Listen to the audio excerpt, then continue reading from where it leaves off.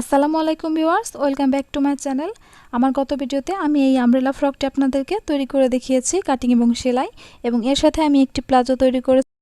এর সাথে ম্যাচিং করে কিন্তু আমি এই প্লাজোটি তৈরি করেছি। তো এই প্লাজোটি আপনারা সহজভাবে কি করে তৈরি করবেন তা আজকে আমি আপনাদেরকে দেখিয়ে দিব। তো আশা করি আপনারা সম্পূর্ণ ভিডিওটি দেখবেন। প্লাজোটি তৈরি করার জন্য আমি 2 হাত বহরের সুতি কাপড় নিয়ে নিয়েছি। আমি যে প্লাজোটি তৈরি করব সেটা লম্বা হচ্ছে 33 ইঞ্চি। তো দেখুন এখানে কিন্তু আমার একটু কাপড় কম আছে 1 ইঞ্চি, সেজন্য আমি কোমরপট্টিটা আলাদাভাবে কাটিং করব। তো আমি কাপড়টিকে উপর থেকে নিচে একটি ভাঁজ দিয়ে নিয়েছি এবং পাশাপাশি আরেকটি ভাঁজ দিয়ে নিয়েছি। তো কাপড়টির উপরের অংশটা কিন্তু বন্ধ সাইড, তো এখানে আমি 4.5 ইঞ্চিতে দাগ দিয়ে নিচ্ছি। তো কাপড়টা মেলে নেওয়ার পর কিন্তু আমার 9 ইঞ্চি হয়ে যাচ্ছে। তো আমি যে সাইডে রয়েছি সেই সাইডটা হচ্ছে বন্ধ সাইড। তো এভাবে করে আমি কোমরপট্টিটা কাটিং করে নিচ্ছি। তো এরপর আমি এই অংশটা কাটিং করব। তো এখানে আমার 4টি পার্ট রয়েছে। তো এই সাইডটা আমার খোলা সাইড। তো এখন আমি কোমরপট্টিটা মেলে নিচ্ছি। তো মেলে নেওয়ার পর আমার এটার কোমর হচ্ছে 36 ইঞ্চি। তো এখানে অর্ধেক নিতে হবে। তো 18 ইঞ্চি, এখানে আমার অল্প একটু কাপড় কম আসছে, এই কাপড়টুকু আমার জোড়া দিয়ে নিতে হবে। তো এখন আমি হাইয়ের অংশটা নিয়ে নিব। তো হাই হচ্ছে এখানে আমি 7 ইঞ্চি নিয়ে নিলাম। তো এভাবে করে আমি একটু শেপ দিয়ে দিচ্ছি। এখানে আপনার চওড়া নেবেন 2 ইঞ্চি অথবা 1.5 ইঞ্চির মতো। তো উপরে আমি কোমরপট্টির জন্য 9 ইঞ্চি রেখেছিলাম। তো আমার 2 ইঞ্চি যাবে রাবার লাগানোর জন্য, রাবার ঘর অথবা ফিতার ঘরের জন্য। তো আমি এখানে 7 ইঞ্চি বাদ দিয়ে আমি লম্বার মাপে 1 ইঞ্চি যোগ করে নিচ্ছি এবং মুহুরির অংশে দাগ কেটে নিচ্ছি। তো আমার মুহুরের মাপটি হচ্ছে 10 ইঞ্চি। তো এখানে অর্ধেক নিব এবং 1 ইঞ্চি বেশি নিব সেলাইয়ের জন্য। তো এইভাবে করে আমি শেপ দিয়ে দিচ্ছি এবং এই দাগ অনুযায়ী কাপড়টাকে কাটিং করে নিব। তো আপনাদের কাছে আমার একটি রিকোয়েস্ট রয়েছে, আপনারা যারা এখন আমার চ্যানেলটি সাবস্ক্রাইব করেনি তারা প্লিজ সাবস্ক্রাইব করে দিবেন এবং পাশের বেল বাটনটি বাজিয়ে দিবেন, যাতে করে আমি ভিডিও আপলোড দেওয়ার সাথে সাথে আপনাদের কাছে নোটিফিকেশন চলে যায়। তো দেখুন এখন আমি আমার যে অল্প একটু কাপড় জোড়া দিতে হবে, তো আমি 2টা অংশে সেই কাপড়টা জোড়া দিয়ে নিব। তো আমি এখানে 1 ইঞ্চি কাপড় বেশি রাখছি সেলাইয়ের জন্য। তখন আমি সমান করে দাগ দিয়ে নিচ্ছি এবং সেই অনুযায়ী কাটিং করে নিচ্ছি।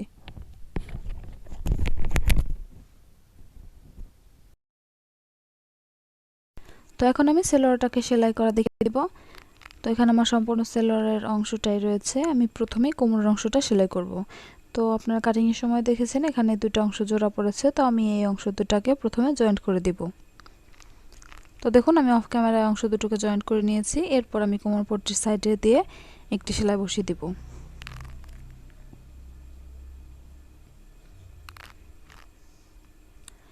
তো এরপর আমি যে রাবার ঘরের জন্য কাপড়টা 2 ইঞ্চি কাপড় বেশি রেখেছিলাম, তো সেই অংশটাকে আমি একটি ভাঁজ প্রথমে চিকন করে দিয়ে নিব এবং আরেকটি ভাঁজ এরকমভাবে একটু মোটা করে দিয়ে এরপর রাউন্ড করে সম্পূর্ণ অংশটা সেলাই করে নিব।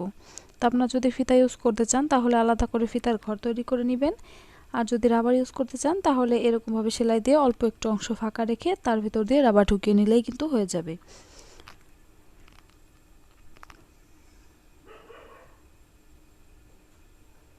তো আমি রাউন্ড করে সম্পূর্ণ অংশটা সেলাই করে নিলাম।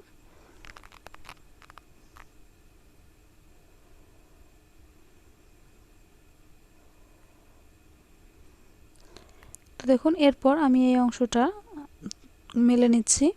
তো এটা হচ্ছে আমার মুহুরের অংশ। আমি মুহুরের অংশে আমার যে ফ্রকটা আমি তৈরি করেছি সেই কাপড় থেকে আমি 2 ইঞ্চি জড়া করে একটু কাপড় কেটে নিয়েছি। এই কাপড়টাকে আমি প্রথমে সোজা করে এভাবে নিচ দিয়ে ঢুকিয়ে নিলাম মুহুরের অংশের। তো আমার কিন্তু মুহুরের অংশে আমার যে সালোয়ারের সোজা সাইডটা সেটা কিন্তু উপরে রয়েছে। তো আমি নিচ দিয়ে কাপড়টাকে এরকমভাবে সেলাই করে নিলাম। তো এরপর আমি এটাকে উল্টিয়ে নেব এবং এই সেলাইয়ের ভাঁজটাকে এভাবে ঘষে নেব। তো এরপর আমি এই সেলাইটাকে একটু মিল করার জন্য একটি চাপ সেলাই বসিয়ে দিব।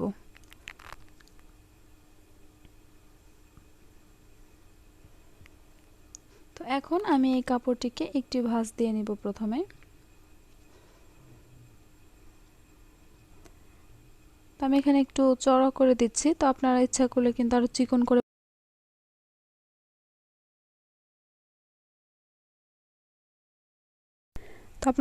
করেও পাইপিংটা দিয়ে নিতে পারেন। তো ঠিক এভাবে আমি উপর দিয়ে সেলাই বসিয়ে দিচ্ছি। তো এরপর আমি নিচের অংশ দিয়ে আরেকটি সেলাই বসিয়ে দিব।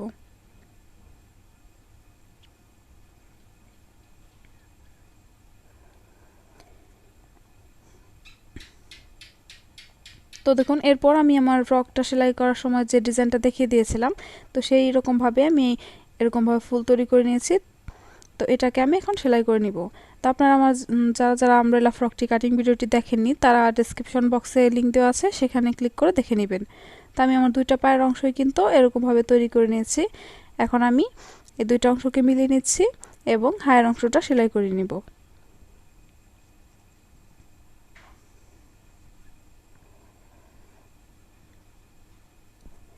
তো দেখুন আমার সেলাই করা হয়ে গেছে। এখন আমি কোমরের অংশের সাথে এই আমার যে নিচের অংশটা আছে সেটাকে কুচি দিয়ে নিব। তো আমি সেলাইয়ের অংশের সাথে এভাবে দুইটা সেলাই মিলিয়ে নিচ্ছি এবং এই সম্পূর্ণ অংশে কুচি দিয়ে নিচ্ছি।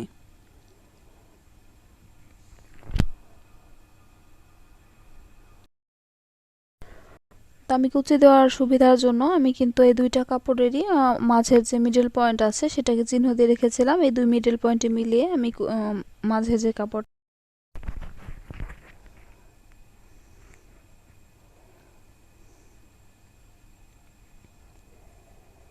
তো দেখুন আমি মিডল পয়েন্টটা এভাবে ধরে নিচ্ছি এবং কুচিগুলো দিয়ে নিচ্ছি। তো আমি সম্পূর্ণ অংশেই ঠিক সেমভাবেই কুচি দিয়ে নিয়েছি। এখন আমি আমার মুহুরির অংশ দুটাকে মিলিয়ে নিচ্ছি এবং আমার মুহুরির মেজারমেন্ট অনুযায়ী সেলাইটা দিয়ে নেব।